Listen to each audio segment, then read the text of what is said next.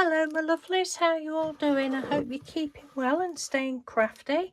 I'm coming on with day 25 of the DIY CAD 2024 challenge. I'll leave the link in the description box. So today's prompt, and I've gone with the prompt, is fold. And when I saw the prompt, I sort of immediately knew what I was going to do. Or had some sort of idea, so this is what I've done. It was a quick and easy one.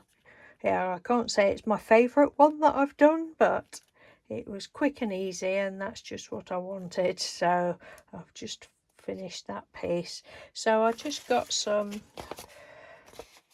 well, just a piece of paper that I could lay my hands on quickly, because this room, oh my god, it's such a tip.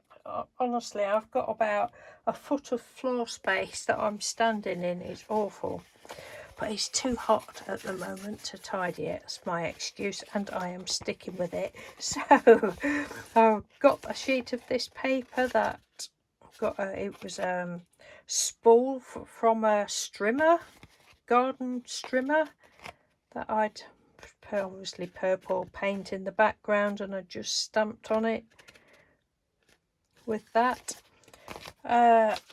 So I just pleated it, took my scoreboard to it and did it at, well, 1.5 inches, and just folded it. Can't do it now. Folded it over like that, because I obviously knew I would want more than the length of that, and the first piece I did wasn't enough, and I thought, all right, well, we'll just do a different piece. And then I got this, the random piece that I think I must have used Distress Oxide on that, because it was all coming off on my hands when I did it.